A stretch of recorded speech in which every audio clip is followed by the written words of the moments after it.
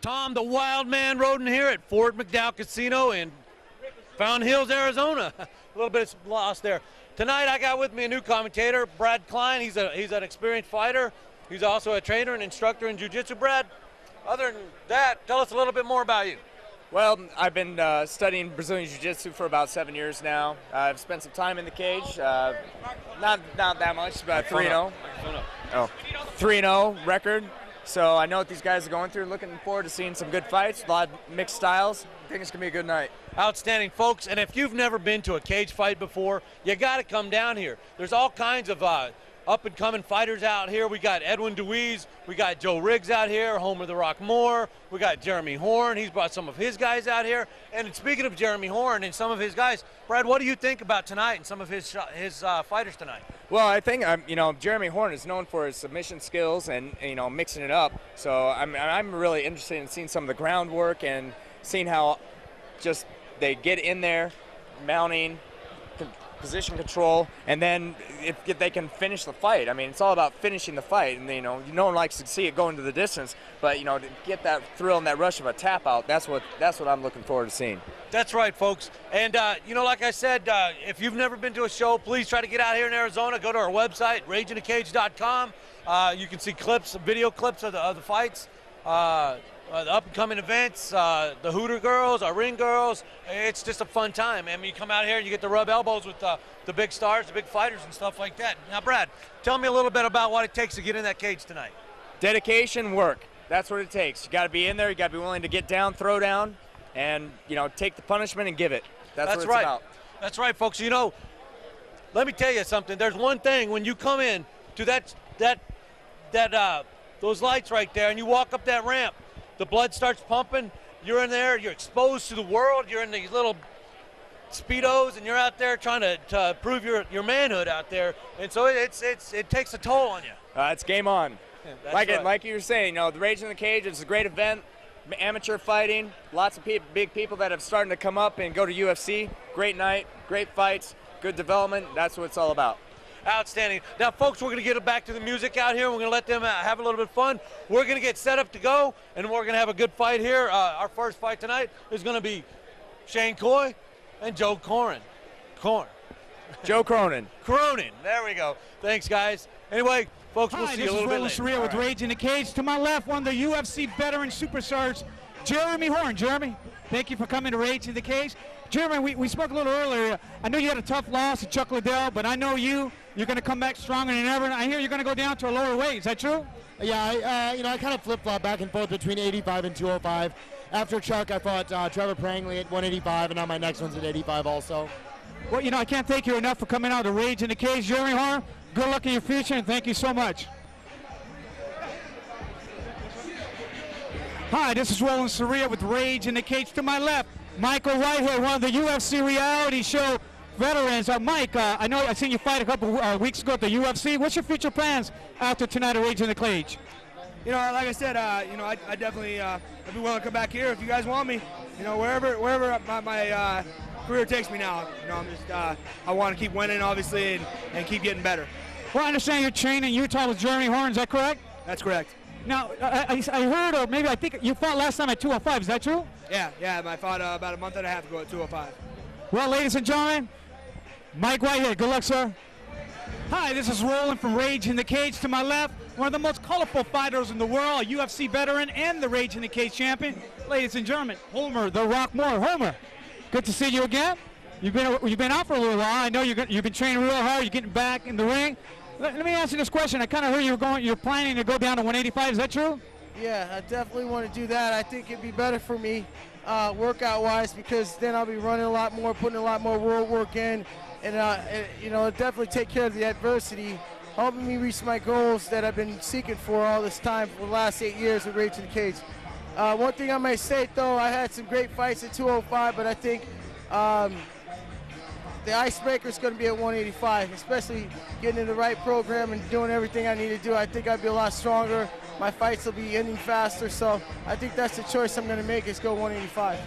Now, Homer, I understand you're going to be fighting Rage in the Cage possibly in April. You have any person you have in mind that you might want to fight?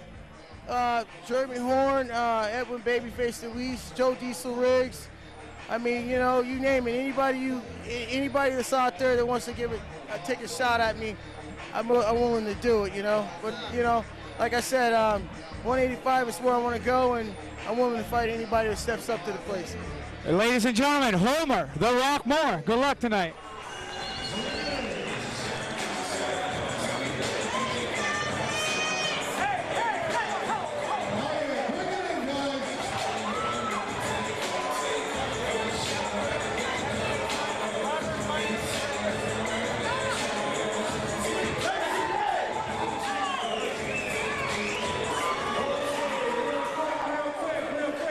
Before we get started, I want to introduce one of the top fighters in the world. He just got the UFC. He's been in the UFC reality show. Ladies and gentlemen, please put your hands together for Mike Whitehead. Mike, I went to the UFC recently. I can't thank you enough for coming out and showing your skills tonight for the Rage in the Cage fans. What's your plan after this?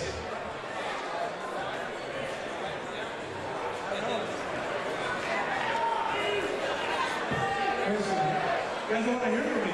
I don't know. I definitely want to come back here. You guys want me? You know what, Mike? You're going to be fighting one of the toughest guys in Arizona. Wish you luck tonight. Thank you so much. Ladies and gentlemen, Michael Whitehead. Our next fighter, he's on a 2-win streak. He's just beaten 2 UFC veterans in a row. He beat Aaron Frank, he won Marino Rodriguez. He's stepping up once again, put the belt on the line. Ladies and gentlemen, put your hands up for the Rage in the Cage heavyweight champion of the world, Robert!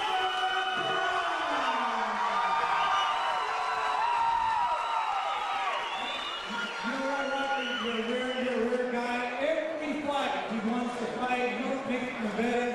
He doesn't care who he fights. Robert, I know you're going to be fighting another UFC veteran.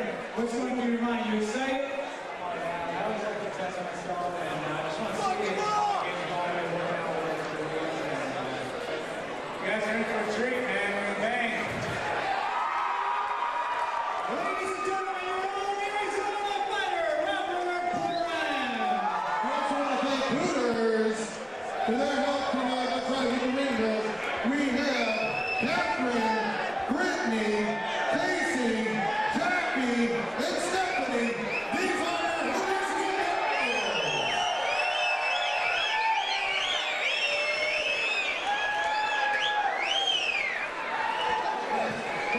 Oh, yes. Are you both ready?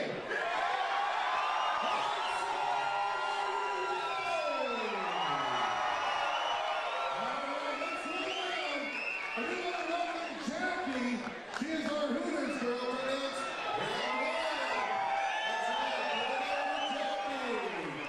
That's right.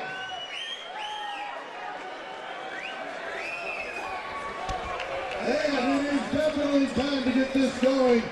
Lady Shane Craig to the cage. Are we going right now? That's it. We're going to play every time.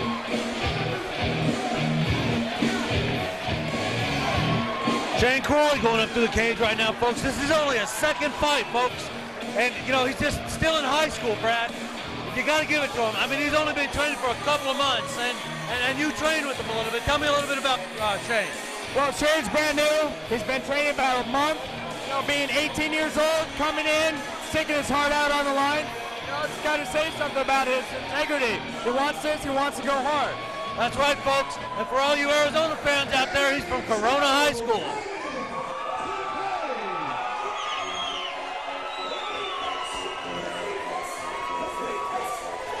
Are we on? Now, Joe Cronin, folks. Joe Cronin has a fight record of 2-1. He's 24 years of age. And you know what?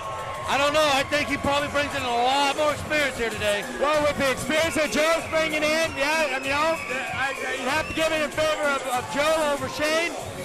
Joe's got some good groundwork. He's got some stand-up, but he's got that experience.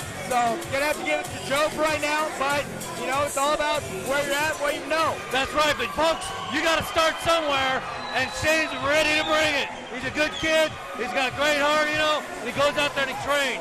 And you know what, ladies? He's single. He's only 18 years old, so go get him.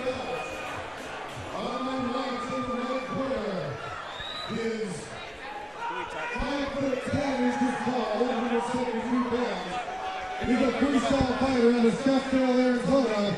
He's Shane Kentucky Floyd! And his opponent on my left, he's 5'8", he's 5'1", I couldn't he has the record of 2 wins and 1 loss. You gotta keep He's it a up freestyle close. fighter out of East Arizona. He's Joe Rogan! Now, on this, keep it real close. Tonight is Mr. Neil Sternbach. All right, folks, we're ready to get ready here. Ready to get started here, sorry. First fight of the night. Now, Joe's the one with the green hair, folks, and camouflage shorts. Shane's in the black trunks.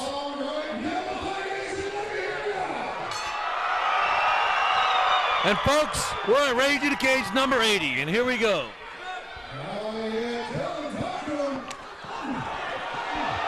Oh, Joe brings it out. Now for some of you, it's open hand, amateur, so they're got to keep those hands open, no closed fists.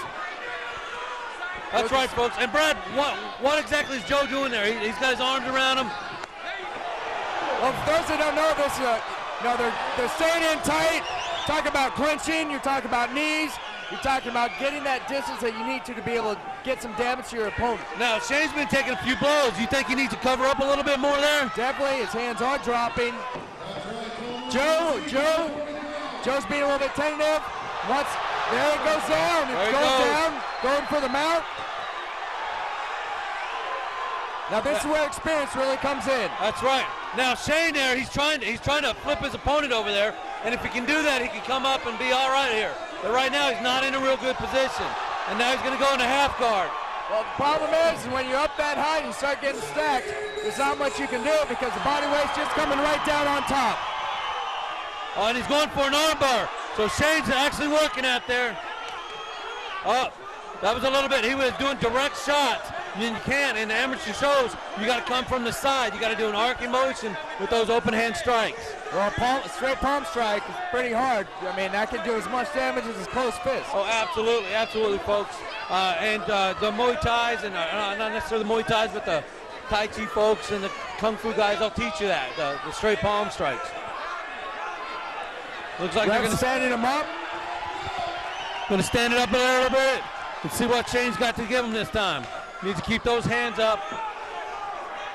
He still seems pretty confident out there. What do you think, Brad? Well, I think he's trying to judge what he's going to be doing here because, he got taken down. And there we go again. Joe's coming in. He wants to beat his opponent. That's right. And, folks, this is a lot of experience being taken away from Shane here. He's just giving up. He's giving up age. He's giving up a little bit of tenacity to Joe Cronin. Well, Joe's been training he's been training for a while. He's been around this, did some wrestling in high school, I believe. So he understands the physical aspects of sport. That's right. Now he's taking him up to the fence. Explain to him, to everybody out there, what he's trying to do when he's taking him up to the fence there. When you take someone up to the fence, what it does, it takes some of their leverage away. Because when you're on the ground, you got another dimension that you can move, you can sweep, you can do all sorts of submissions from it. But when you're up against that cage, your head gets cranked up tight. Yeah, you get folded over. Now look at what Shane's doing there, folks. He's going in there and trying to get his foot up. That's going to keep his opponent down at him and maybe going for a choke. Well, he's trying to pull his leg over the top to keep him pulled down so he can't get that leverage to throw a strike. And that's the end of round one, folks. Outstanding fighting out there, folks. It's just a whole bunch of butt kicking going on out there. And unfortunately, I don't know if Shane's going to make it today. What do you think, Brad? Well, he's got a road against him. If he gets on the ground and he can throw up a submission, he can. I've seen him do it. And, he does have some skills, but Joe has that experience on him. He just has it. That's right. Now this young man's going to bring it on, and he's going to keep fighting out there until the fight's over. And now he may get submitted, but you know what? He's going to fight with everything he's got until the fight is done. Well, that's one of the great things about amateur fighting. Some people come out and say, hey, those fights weren't very good, but you know what? amateur's all about development, and that's what these guys are out here proving, that they can develop and that they will go on. That's right.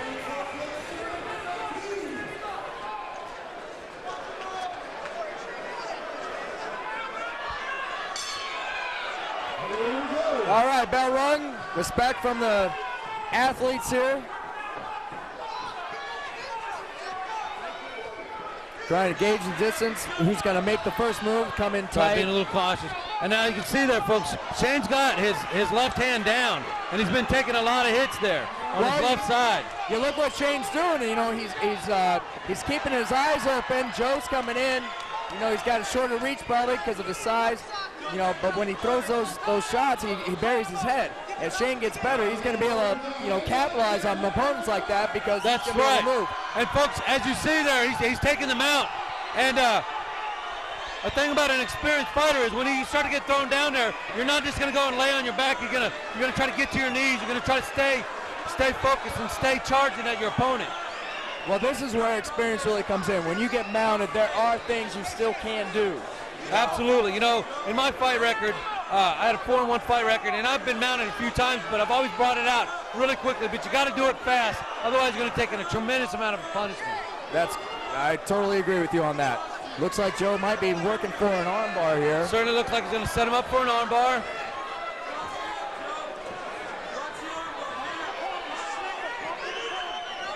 He's trying to grab that arm. Hopefully wait for Shane to push just like that. Well, if he keeps going, he'll take his back.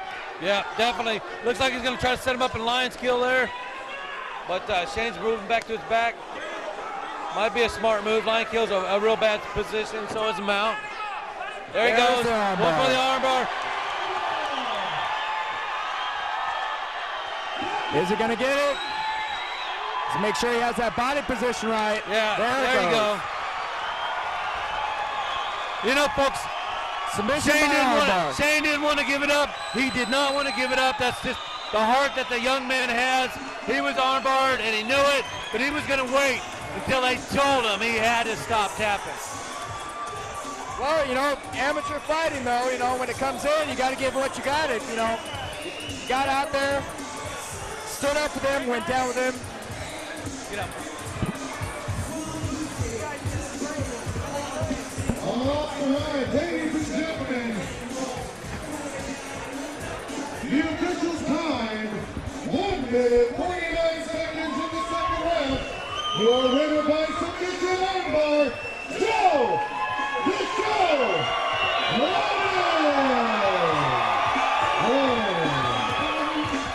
That's right, folks. Joe Cronin, and then we're going to have Katrina up front, and she's going to talk to Joe right now.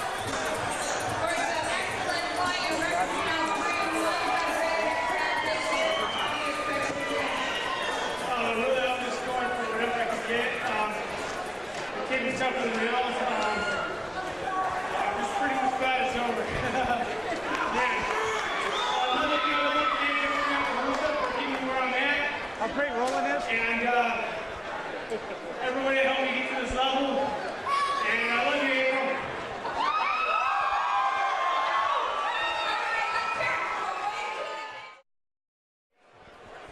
And please get your hand together for the lovely Catherine from Hooters Racer. Outstanding, folks. Now, that last fight, Brad, tell me, wrap that up for us just a little bit real fast. Well, we're finished with Joe going for that armbar from the mount position. Shane left his arms a little bit too far out, trying to push him off. Got to keep those arms in, try to work for an escape, pull them down tight instead of leaving your arms extended out like that. That's right, and to show the heart that these fighters have, Shane went out there and he knew he was done, but you know what? He wasn't going to give up until he made Joe work for that. So folks, we're going to get to our next fight here. We've got Joe Martinez and Dave Conant for the second match of Rage in the Cage. Now, Dave Conant is actually the boss of Gilbert Ordona, a UFC veteran. Now, Dave, he goes out there and he owns his own company. He's 35 years old. You know, he spent time in the military, overseas and everything else like that. And the guy's just a great guy. And to go out there and put everything on the line, to come out here to Rage in the Cage and do his thing, shows a lot of heart. Well, you know, when you got priorities like that and you come out here, again, it always comes out to sticking everything out on the line. being able to be an athlete and keep your head together and do amateur fighting, that's great. That's right, folks. And if you notice, who's in Dave Conant's corner? Is Gilbert Ordona. UFC veteran, Gilbert. That's right. Now, on the we got Joe Martinez here, and he's trained by Dusty Michelle Farrell over at AMMC, American Mixed Martial Arts Center. And he's got a fight record of 1-0. He's 22 years old. And should be a pretty exciting fight. These two fighters, the level of these two fighters, I think is very equal. They're not real high level, not to say anything bad about them. They just haven't been around the game a long time. Hey, Tom, all I can say is about development. Amateur fighting is all about development. You come out, you get beat, you win, you get beat. And that's what it's about. Who's going to persevere through all that to come up, be on top like Edwin, who came through Rage in the Cage. That's right. Like Joe Riggs, who came through Rage in the Cage. Like Gilbert. All those guys, you got to start somewhere. Great proving ground right here in Arizona. That's right. And, you know, they were young kids when we were in there training them. 17 years old, they come in there. And I remember those days. It's amazing how things have changed with the Ultimate Fighter shows and UFC and all these other big shows going on right now. Well, it looks like this is going to be a good fight, so. All right, let's let Rick Ruiz announce the card.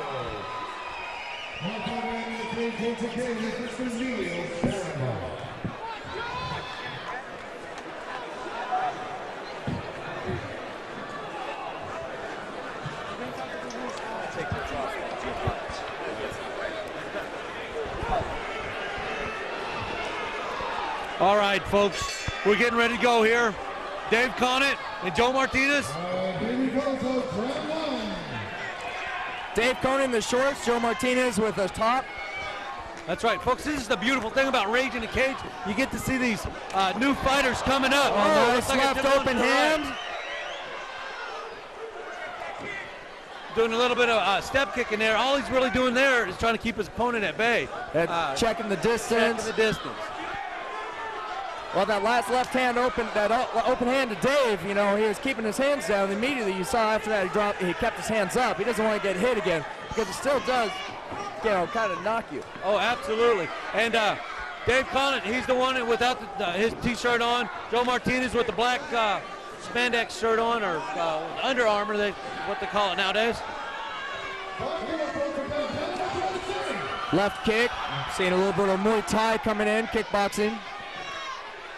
That's right. Now, I know Dave trains a little bit with our instructor there at the Bruce Academy, Rick, and his stand-up skills. What do you think he's going to bring here today?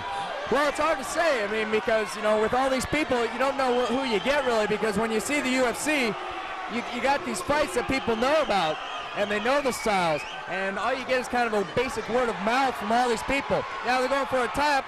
I think Dave's looking probably take him down the ground. Now there's the mix-up, body shots, can be closed fist. That'll work. That's right. And you see the referee in there warning Dave about the, and he falls into a guillotine choke there. Okay, looks like we got a guillotine coming on. A guillotine choke. Dave looks like he might be in some problems here. He's got to get that leg out. He's got to walk to the other side. That's how you get out of this move. That's right. Now, and Rage in the Cage events for our amateur fighters, you can punch closed fist to the body, but not to the face.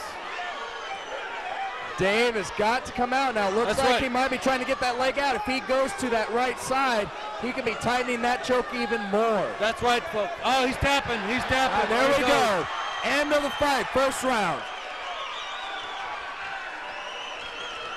All right, folks. That was a good, quick fight, and that's what you get. Some of those good submissions come in there right away. Dave obviously going to be a little bit disappointed there, but you know what? That's the fight game. He got a little bit distracted with the warning from the referee, and then he slipped into that guillotine choke there. Luck of the draw there. Well, unfortunately, he was one that wanted to take him down, so that's the way the fight ended. All right, ladies and gentlemen.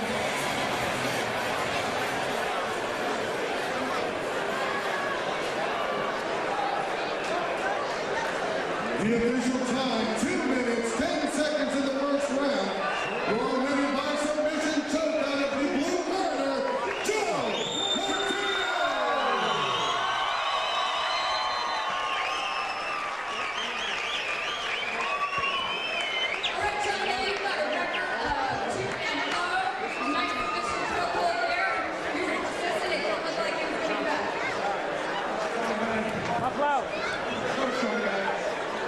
saving my daughter.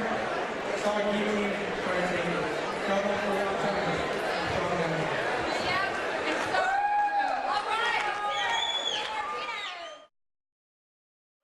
All right, folks, back here again. We just got done with the Dave Conant and the Joe Martinez fight. Now, you got to remember, Joe Martinez trains with the grapple girl over there and Dusty Farrell. You got to expect, if you give up that guillotine, they're going to take advantage of it. Well, you got to understand, the guillotine is pretty, it's one of the basic chokes in any MMA fighting. But you got to remember that anytime you duck your head, whether you're taking someone down or not, you're leaving yourself open to get that arm in there and get that choke going. That's right. It's the wrestler killer. For those wrestlers like to shoot in there for those double and single leg takedowns, they're going to get caught. Yeah, unfortunately, that's the way it ended up because he wanted to take it down, but got in that guillotine right from the beginning all the way down the ground and just could not get out of it, get out of that half guard. That's right, folks. And we're about ready to announce our third fight of the night here. It's going to be Michael Thomas and Roscoe McClellan.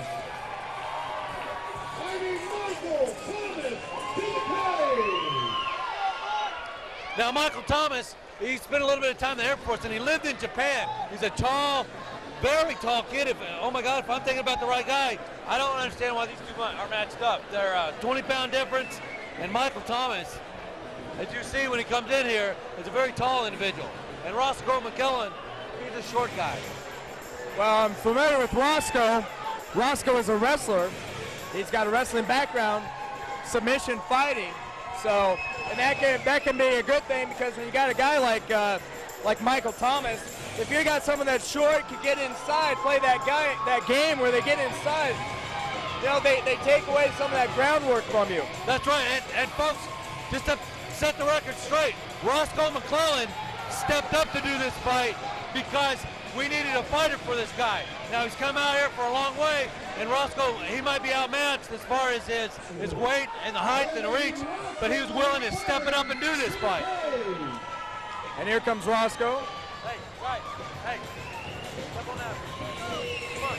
Come on. Hey.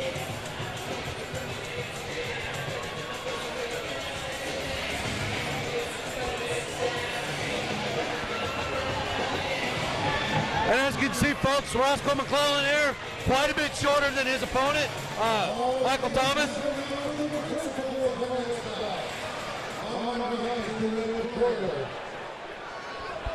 His 6-foot tall, 164 pounds.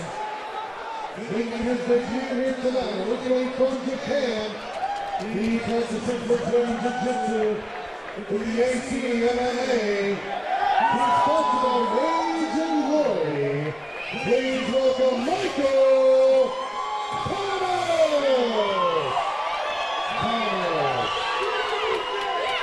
Thomas. Michael Thomas, he looks like he's very in shape. Looks like a good specimen of a fighter. Well, Brazilian Jiu-Jitsu works well for people, that got some distance in their bodies. Long limbs, flexibility. That's one thing that Brazilian Jiu-Jitsu tends to kind of capitalize on. You think back to the old days, the beginning of the UFC, Royce Gracie. He brought the whole Brazilian Jiu-Jitsu right to the forefront of fighting. So, 6'1", 180 pounds, and fighting these big guys. And then the exact opposite is Roscoe McClellan. Folks, wouldn't step around him, we'll get with this fight.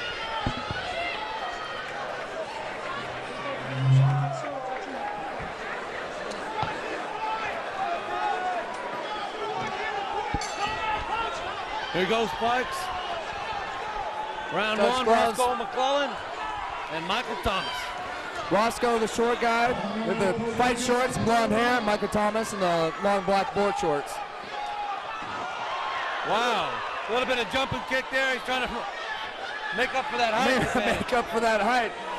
You gotta feel for these guys when they get someone who's got superior reach. That's right. Now Roscoe took this guy down into his guard, probably because he didn't want to have to deal with his reach and any other things like that. Now Michael Thomas coming from Japan, he said he'd been training over there a lot, so who knows what he could bring on the stand-up game. Roscoe probably was smart to take him down here. That was probably the wise choice. I mean, without having to go through and test him out to see what his actual stand-up skills are, this would be the safe route to get him down and see where he's at. That's right. Now, however, folks, let's don't count out Michael Thomas's ground game. Like I said, he's training over there with Dusty Michelle Farrow at AMMC. I can't say that very fast at all, but and it looks like he's keeping him down close, and Roscoe's going to try to suck under there. Now Michael's trying to pull on Roscoe's head. What he's doing is he's trying to, whenever you pull on someone's head when they're in the guard like this, it takes some of their base away from them. That's you know, right. Suck them up in. Right? Head crank, absolutely. Roscoe's sliding out. Looks like looks like he might have been trying to take around and sneak to his backside. But Roscoe's doing a pretty good job, and usually you see someone in the guard trying to do the ground and pound method here. And Roscoe's doing a pretty good job of keeping him stretched out, keeping him tied in. That's right. Michael Thomas doing a pretty good job there of smothering Roscoe. You see how he got his hand on his face. It kind of takes a little bit of that Standing him away. back up.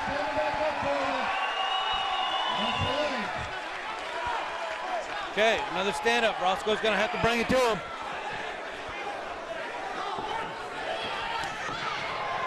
Now that kick didn't look like it had a whole lot of power to it.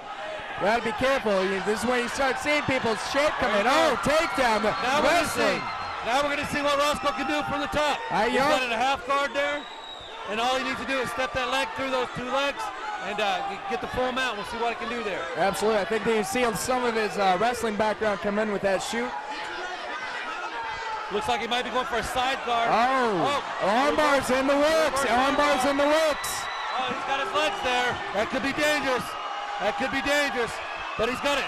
We see how Michael Thomas has his hand across one of his other arm braced in there. So he's doing a real smart move here. It's going to be real difficult for Roscoe to get that armbar at this point. He's blocking it. He's got his hands in a figure four hold.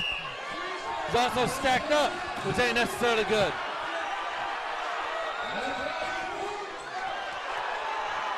Now I think Roscoe's best bet would be to step out of that. Whoa, end of the first round. Well, that was a fast first round there, folks. It went by real quick. That's what happens when you have a little bit of action going on in there. Absolutely. I think, you see two different types of styles here to some degree. You got Roscoe, nice, short, compact, driving in, taking him down, and then you have Michael testing with some of the leg checks. It's going to be interesting to see how this plays out as they start to get tired. That's right. And conditioning is so important when you're talking about cage fighting or mixed martial arts fighting at all, or even boxing or whatever you're going to do. You got to be in shape because cowards, fatigue is going to make cowards of us all. Absolutely, absolutely. Also, you got to keep your head about you when you're under pressure like this. That's right. 10 seconds to round two.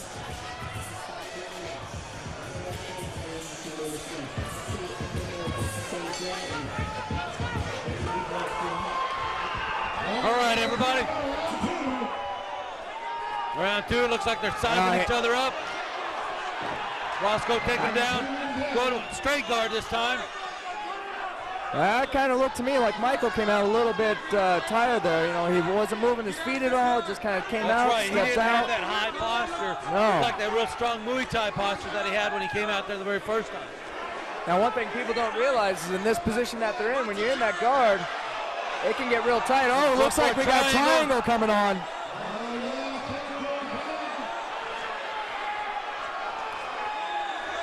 Now Roscoe needs to keep his hand tucked back. Doesn't want to get that hand pushed over. Oh, he's pulling his own hand over. Well, he's going to try to keep his elbow down there if he can. Keep it in his stomach. But if it crosses past his stomach, he's going to be in real trouble there. This could be close. We got a tap. Tap out by triangle. Submission by triangle by Michael Thomas.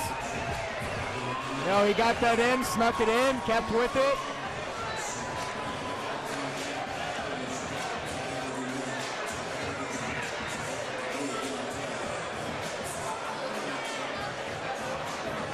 All right, ladies and gentlemen, the official time is 59 seconds in the second round.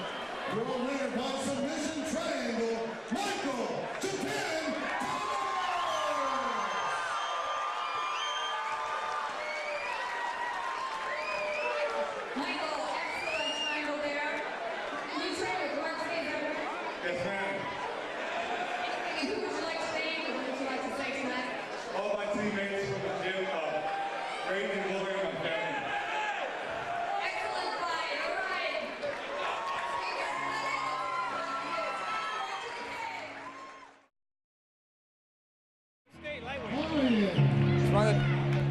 Absolutely, folks. That was a very exciting fight, and it's showing the skills of the jiu-jitsu with that triangle choke of Roscoe McClellan with Michael Thomas on victory there. Absolutely. Well, up next we've got Austin Pasciucci and Nick Hendrick. Now, Austin's been training for a couple of months, about 6 months, doing submission fighting. Nick Hendrick, one of the top lightweights in the state of Arizona right now. It's going to be interesting to see how this match lines out. That's right, folks. You know, like I said, these first 3 or 4 fights, we're bringing in a lot of brand new fighters. This is one of our smaller shows that we do out here at the casino, but it's a real fun one. It's a great opportunity to talk to everybody and get to know everybody. Excellent fight coming up.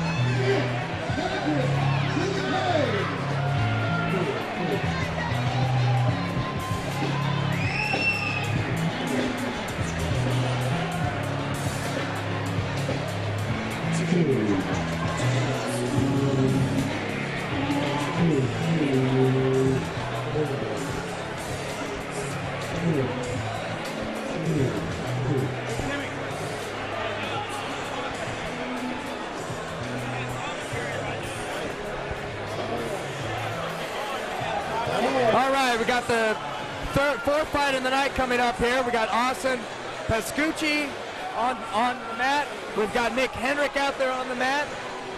Austin hailing from Flagstaff, Arizona. And we got Nick from Phoenix, Arizona. That's right. You know, folks, I don't really know a lot about either one of these 2 fighters. Now, I have met Austin, and he's been around for a little while. He's a neat young man. He goes out there and he's got a lot of heart. You love to talk to him. He's excited about this fit. He's excited to talk to you. He's excited to learn about things. So it's going to be very interesting to see him go out there and put it on the line. Well, yeah, you know, Austin doesn't have as much experience as Nick, so he's going to see how he's going to pull through, and how he's going to stand up to him, how he's going to attack him, stand up, go down, how he's going to play it. It's going to be interesting. That's right.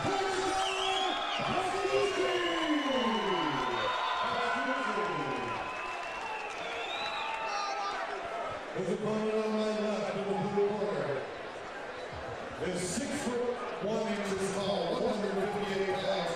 After ending 5 games against 3 losses, he starts about 1 million fight games and practices American Jiu-Jitsu at the American Martial Arts Center. Please put your hands together for Nick Hendrick. Coming from the cage is Mr. Neil. All right, we got our 4th fight for the night about to start here. Fighters getting ready. Come out, touch gloves, show respect for each other. That's right. You know, in this sport, although it could seem very barbaric, but you know, there's a lot of camaraderie and a lot of sportsmanship in there.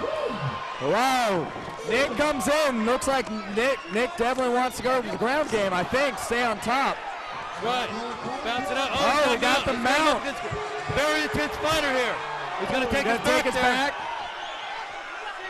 He doesn't have his hooks in, though. Now we got Austin in the white shorts. We got Nick with the green. Are those green shorts? Brown. Green gloves. Okay, we got the back. Now you notice Nick's got a figure 4 hold on him. That's right. The body triangle for Austin try to get out of. He's got to defend this choke. Well, try to get in the guard. He's turning into him, which is smart. It's what he needs to do. You can tell this guy's been learning from his instructors, trying to learn and get in there. Although Nick's got a lot of tenacity. He's got him stacked up there. There he goes. And just like that, he can turn this fight around. You need to step that leg up underneath him, and then he can have a good half guard. Oh, now he's got the guard. Excellent. You know, just even though he had his back, you know, you never know. That's when you got to fight these fights. Well, you know, Austin did some good moves. He turned around. Oh, he's armbar. Armbar.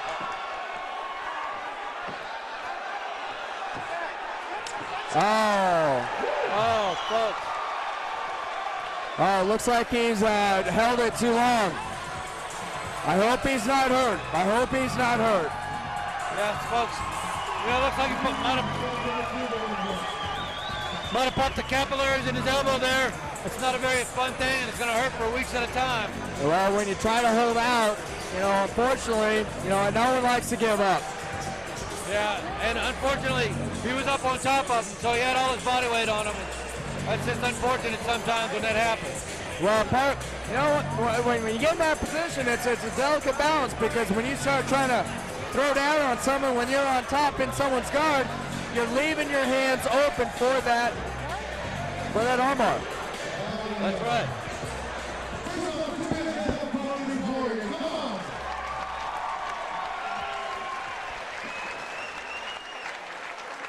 The official time was 1 minute 29 seconds in the first round. Your winner by submission armbar, Nick Hendrick from American Martial Arts Center. Excellent, Nick. You look like you have enough energy for another fight. Not tonight. Hey, where's the mirror, Michelle? I'm ready. Nah, it's just another armbar. That's modesty for you. All right, let's hear it for Nick Hendrick.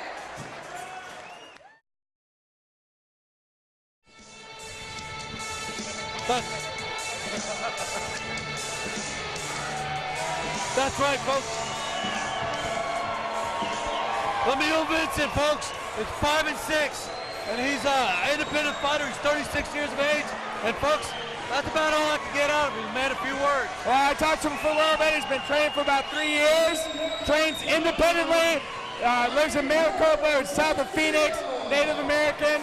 So, you know, it's great to see. The sport spans all different ethnicities. So it's all about who wants to get out there and tumble, you know? That's right, folks. And if you didn't know this, last Rage in the Cage 79, at another casino down in Tucson, we had the Native American heavyweight championship fight, and that champion is going to be fighting later on tonight. That'll be a great one to watch, Tom. That'll be a real nice one. So we got 2 heavyweights in here. It's going to be interesting to see what they choose to do. Are they going to stand up? Or are they going to go to the ground? When you got big guys, it's always hard to see what they are going to do. That's right. You know, we've had some really great fighters that are really big guys. Like Corey Tugboat Timmerman can throw out some arm bars like just anybody else. And Rick Ruiz right now.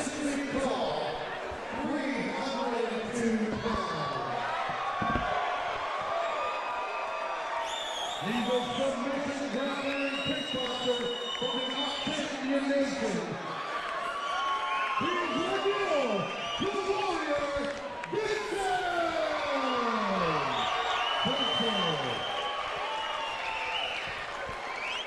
He's a pro-wrestler less than the blue corner. He's 5'11" pounds, 322 pounds. He's a submission fighter that put his in Eagle, Arizona. He is Big Pimpin' Herb Garcia!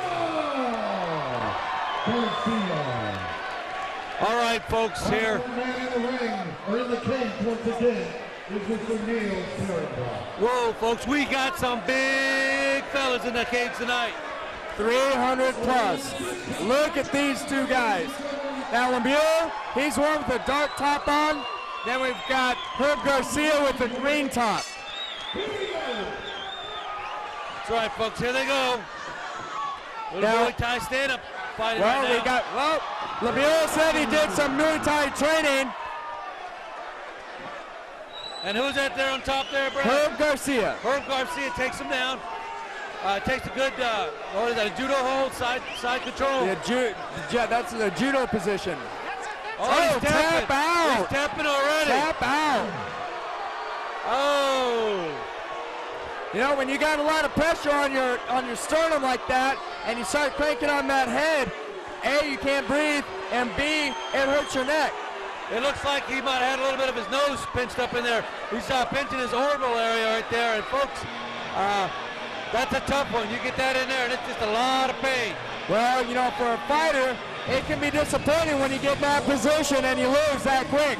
Well, hopefully he comes back and he bounces, learns from it, comes back, fight again. That's right. Nobody wants to go out there and train for all that time to come out here and have a 15-second fight. That's just, it's a bad thing to do to God.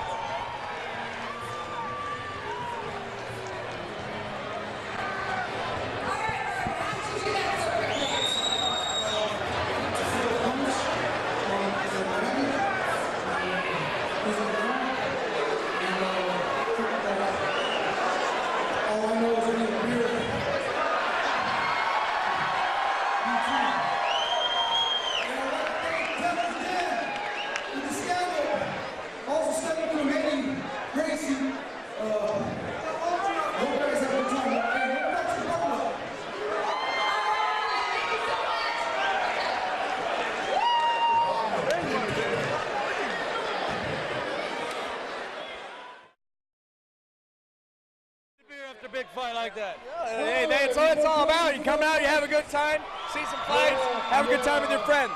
That's right. Now, for the opponents coming up,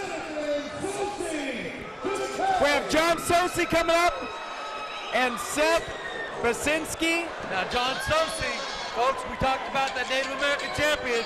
This is it. John Sosi is our Native American champion. He won down in Tucson, Arizona at Desert Diamond Casinos. It was a heck of a fight. He's a good fighter. Well, they've got two big guys. I mean, John's coming in at 244. We got Seth in at 198. So we got two different types of, bodies here. You look at John, he's a big guy. Seth's a big guy too, 6'1". It's gonna be interesting to see what type of plan of attack Seth's gonna try to use with a big guy like this. That's right. I don't know if this is a championship fight or not. It hasn't been announced yet. Have you heard? I did not hear if it was a championship or not. Well, it probably can't be because they're both not Native American. That's what it was all about.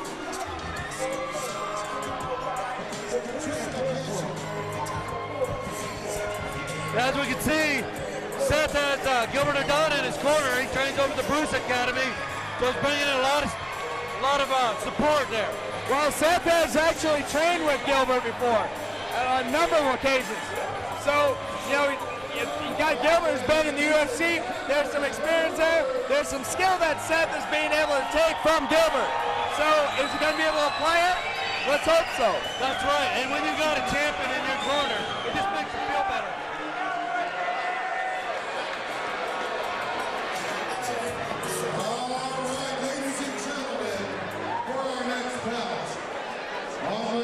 In the red corner is 6 feet tall, 244 pounds.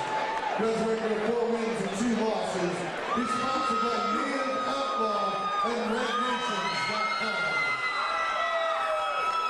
Does a record of 4 wins and 2 losses.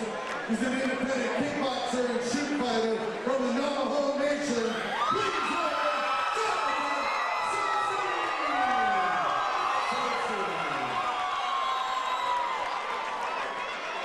his opponent on my left is 6'2", he's tall, 198 pounds. Freestyle fighter out of Action Junction, where he practices at the Baruza Academy. Please put your hands together for Seth Basinski. All right. Now this is going to be a good fight. Seth is a very chiseled athlete. You can tell by his physique out there. John Sosi is kind of the opposite there. It could be a good fight, though. Well, let's take a look. John Sosi, Native American champion. Oh, quick! He goes out there early. That's those heavy hands. Looks like he might be trying for an armbar in there. Well, Seth's head locked up. Seth's trying to protect himself. Reverse, this would be what's kind of like a reverse triangle coming from the opposite position. What he's doing is creating some space for himself. Now, is it gonna be, he's got a lot of body weight coming down with John, so he needs to make sure that he comes around. Oh, it looks like they reversed around. John Sosi just reversed that. Now, John does have what it would be considered a reverse triangle, but he couldn't hold it. He's trying to hold on his arm for an armbar, but It's way too far out there, and he held on too long there, folks. And that's what happens when you don't transition. You know, and he got in a really bad position. Well, I think what we're going to see here eventually is you're going to have someone. Seth has great conditioning. You know, he Looks like he's works trying to set out. up for a triangle there. Yeah, he's got to switch that body. His head has to go over to the right side to get that triangle. He's got to switch his body position. That's right. But, you know, you got John swinging away with that right hand. That's right. When you give up that much weight and that much power is coming down on you, you have to protect yourself at all times. You can't just take a little bit of punishment and go out there. And that's the well, looks challenge. like Seth might be trying to think. Oh, Oh, tap out by triangle. Oh my goodness. Triangle by Seth Basinski. Wow.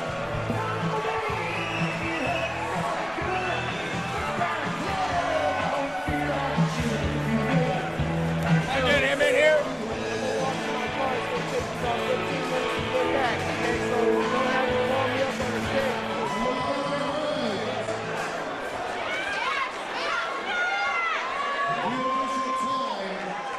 Time, 1 minute, 32 seconds in the first half. Your winner by submission triangle, Seth Basinski.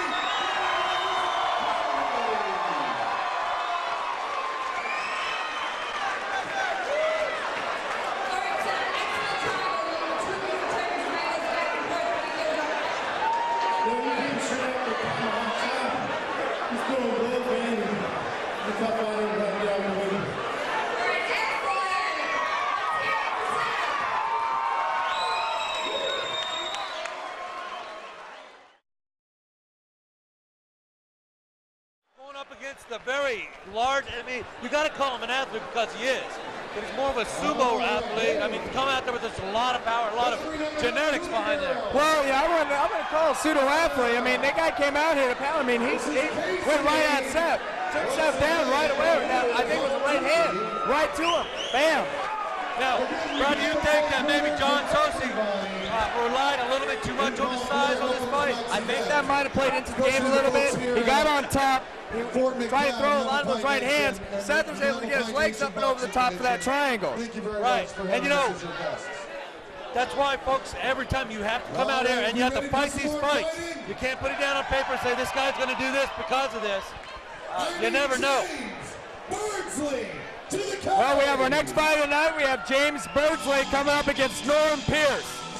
That's right. Now James is one of the Jeremy Horn fighters that we talked about earlier. He's from Salt Lake City, Utah. He's got a record of 15 fights, 15 wins and only 2 losses. He fights in the Ultimate Combat up there in Salt Lake City area. Well, you know, he's got one of his instructors, Jeremy Horn. I mean, look at who this guy comes from. Again, just like what we were saying about how bringing in that champion into your corner, it elevates your level, and it's going to tonight. Norman Pierce, both Brad and I have known Norman for a long time. You know, he's trained with us over the Bruce Academy. Very strong kid. Very strong. He has some skills, and you never know with this kid. Well, you know, Norm is a great guy. If he keeps his head in the game, he'll do real well. You know, I have not seen James Beardsley fight, so I don't know his particular style. But it will be interesting to see what he brings just from coming from Jeremy Horn's camp. That's right. You know, Norman's going to have to go out there. And Norman, with this kid having 15 victories, I can't imagine that he's really shooting in a lot. Because Norman is deadly when you go in there for those shoots. He'll take you up there and give you the guillotine choke right away. But folks, something else. Norman is a very experienced Muay Thai kickboxer, so that's going to play into it too. And he came from a wrestling background too, despite the fact that he's been in Rage in the Cage for a long time. So he's got a definite good amount of experience to bring right up against this guy. That's right, folks. There's no mixed match here. The experience is going to go both ways here. They both have it, and we're going to see who's going to bring the game tonight. Time to get her done. That's right.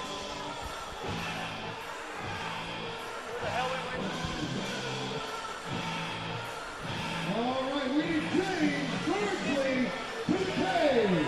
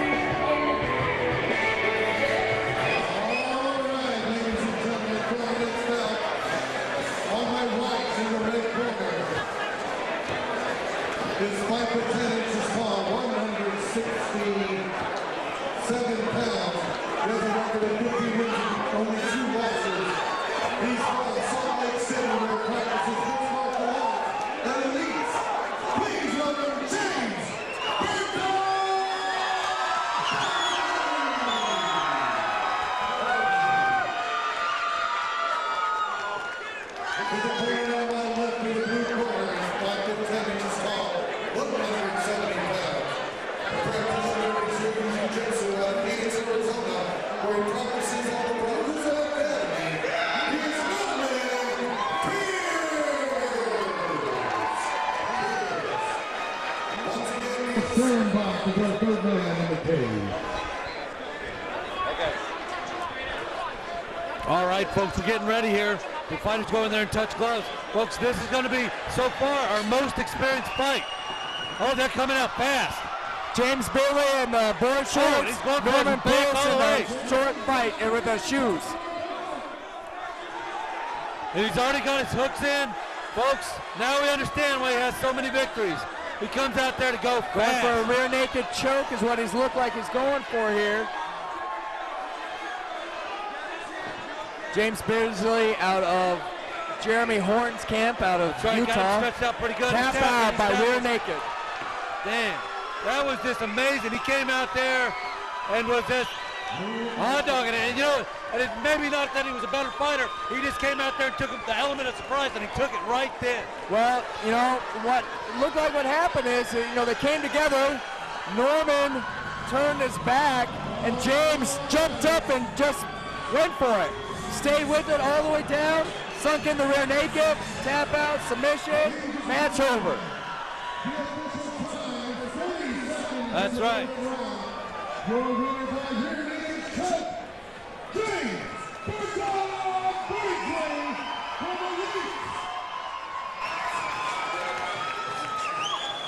Wow, you got a lot of energy there. How about the rear naked choke? Oh yeah, that's called fair dog all day, every day. I come in week and week out in Salt Lake City, and I came down here to get a little out-of-state experience and give me back, because I got all day. James Beardsley. And up next is Rage in the Cage.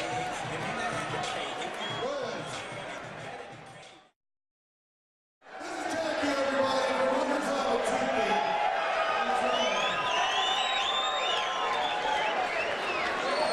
She's sitting over there shivering for her.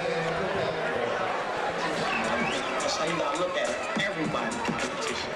So you got to take it with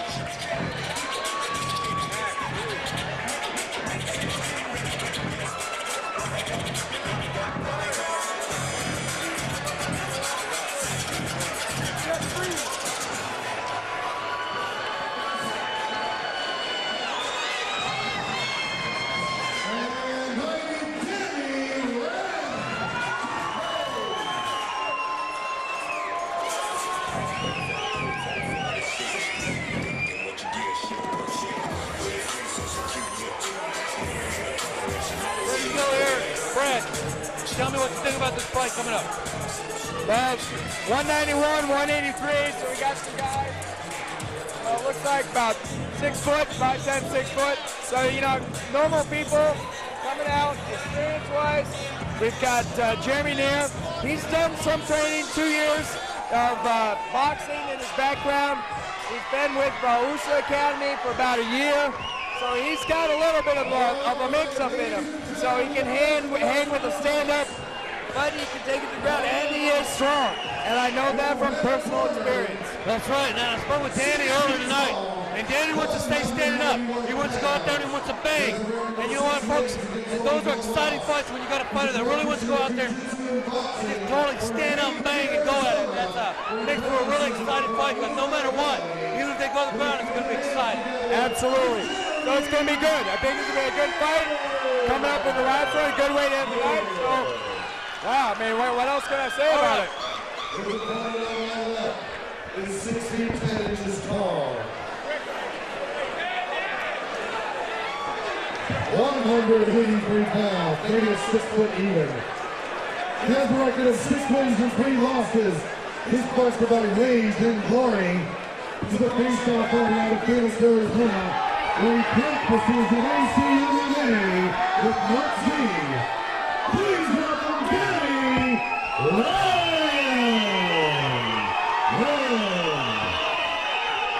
Also again in the cage, once again is Mr. Neil Sternbach. Hey, Justin, get the hell out of the way, he said. All right, next the last fight of the evening. We got Jeremy Neal in the white pants, in the white shorts, and then we have Danny Wren in the black ball shorts. That's right, folks. Now, you see these two fighters standing up here, they're sizing each other up, something Norman Pierce didn't have a chance to do last time. And now they're coming in and tie it up. You see what's going to happen here.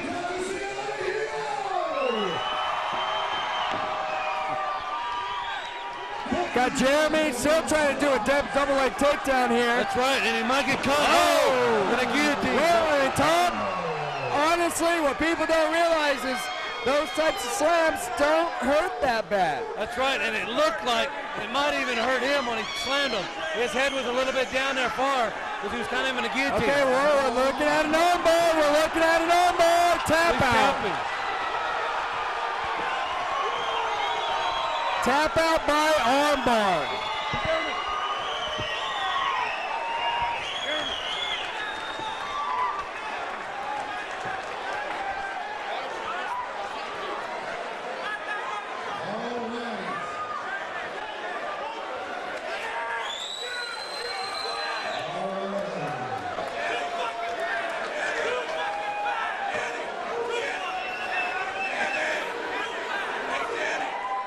The official time, 51 seconds in the first round. Your winner by submission armbar, Danny Ryan for ACMMA.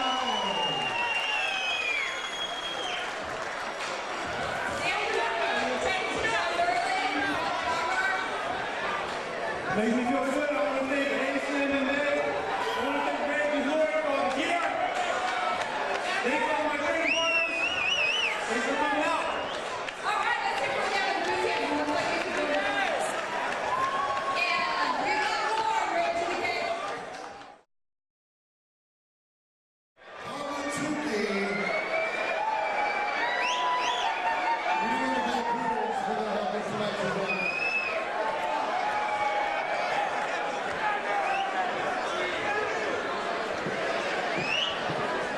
Are you folks ready for your main event? I said, are you ready?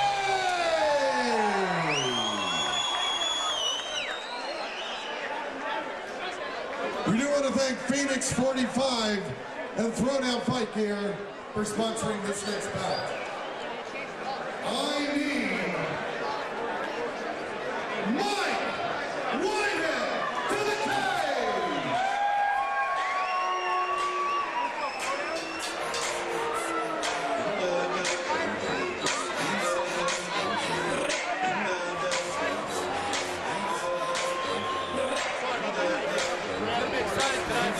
Fighting Robert Braun. And folks, for those of you that don't know, Robert Braun, just a couple of months ago, went out and fought Rico Rodriguez and won. And it was amazing. It was a great upset. Now, Rico wasn't necessarily on top of his game, but you know what? You can't take nothing away from anybody that takes a victory away from Rico Rodriguez. Well, you know, absolutely. Rico Rodriguez from UFC, I mean, it's a household name for Abu anyone Dhabi from champion. Abu Dhabi champion for anyone who does NHB and MMA. That's right. And, you know, it doesn't matter what shape he was in. He knows what he's doing when he's out there. So this guy to come up, step up to the plate, swing, and hit a home run. That's right. And you know, this guy, Mike Whitehead. Now, Robert Braun, folks, he's a very unorthodox. Hey, we got Robert walking up. We've got Mike Whitehead with Jamie Horn on one side, and we got Robert with Edwin DeWeese of UFC on the other side. That's right. Two UFC veterans backing up both of these fighters. This is going to be an exciting time. Like I said, Robert Braun is a very unorthodox fighter. It doesn't look like he's doing a lot out there, but you know what? He never gives up, and he always keeps bringing that game. Some way, somehow, he always brings out some kind of victory, some kind of move to make his opponent hurt. Well, the main thing that we're looking at, Tom, is we're looking at experience. We got guys that have experienced people that are behind them. Interesting. That's right, folks. Here's Rick Ruiz. Give us tell tape. Right to the red corner. He's 6'1" inches tall, 257 pounds. He has a record of 9 wins against 4 losses. He's sponsored by FCF Full Contact Fighter. He's from Salt Lake City and practices at Elite Jeremy Horn Training. Please welcome Iron Mike Whitehead!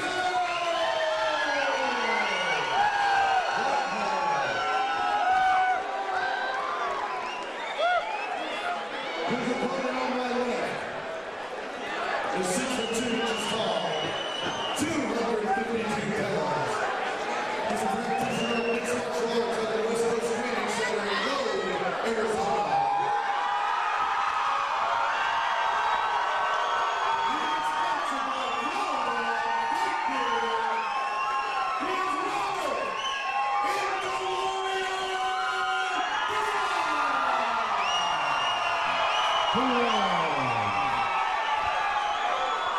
Once again, Mr. Neil Sarenbach will be our third man in the cage. All right, Tom. Well, you know, looks like we got two guys pretty evenly matched here. Both about 255 average. We got Robert Braun in the camouflage shorts. We've got Mike Whitehead of UFC Ultimate Fighter in the black shorts. That's right, folks. And you know what? Robert Braun is a crowd favorite here. It's going to be very exciting here to see what happens here tonight. Well, Robert just got him with a good left there. This is close-fisted right now, so they can't close fist to the face. Yeah, Mike didn't want nothing to do with that stand-up after he took that shot, did he? Robert shows a lot of tenacity of staying on his feet. Very unorthodox fighter, like I said earlier, but you know what? He always seems to come up with something. We got Robert now, got Mike in the half guard. Now it's going to be, this is where you start to see who has the groundwork expertise. Is Mike going to be able to do very something? bad there. Oh my God, Mike Whitehead, he's bleeding very badly. Mike's cut. Or it's his nose, it's hard to see from this angle. They're going to stop the fight and have the doctor check it out. He's bleeding all over the place. This could be very interesting development in this fight. And the crowd seems to be very happy about that. Looks like a cut in his forehead. Looks like right between his eyebrows or his upper nose. Yeah, and that might be a little bit low. Look at that cut on his nose. And the crowd chanting Robert. Definitely a crowd favorite. That one's gonna hurt. Look at that cut. Yeah, but it's a little bit lower than the eyes, so they may let that go on. Because normally when they stop a fight, when it's bleeding, it's because the blood's gonna get in the eyes and blind the fighter. It's not gonna be safe for him to go on and fight. It looks like Dr. McAdoodle is gonna let that fight go on.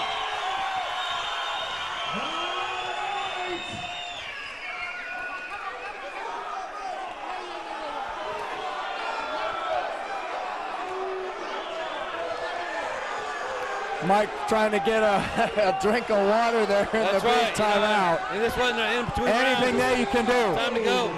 All right, here we go. Robert throwing a couple more jabs out there.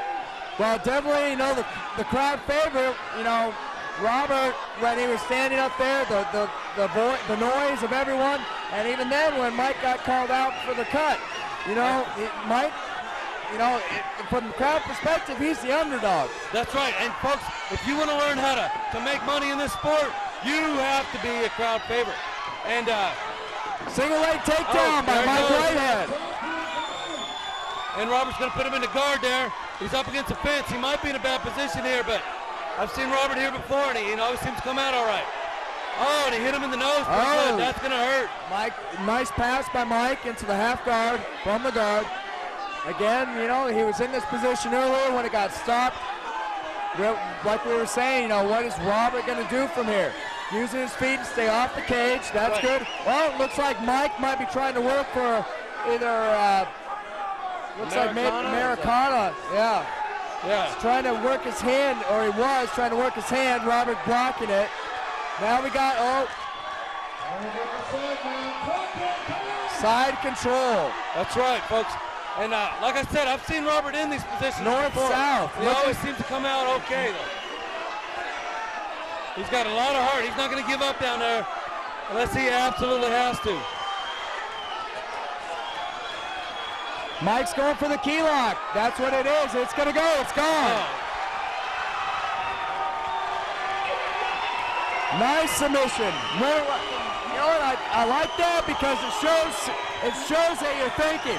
Started in the guard, moved to the half guard, moved to side control, moved to north-south, established position, and went for the submission. Yeah, that's right. You know, and showing the sportsmanship there, Robert's a true good fighter out there. He's got a lot of heart out there. He's going to shake his hand. He's going to go out there, and he knows when he's been beat, and he knows when he's going to win too. Let's see if we can get Mike on his way out. The official time, 2 minutes, 52 seconds. In the first round, your winner by submission, Iron Mike Whitehead!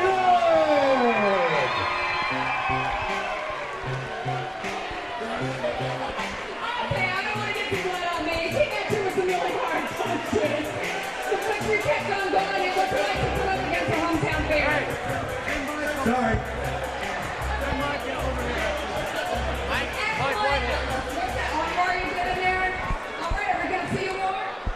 Do you guys want me to come back?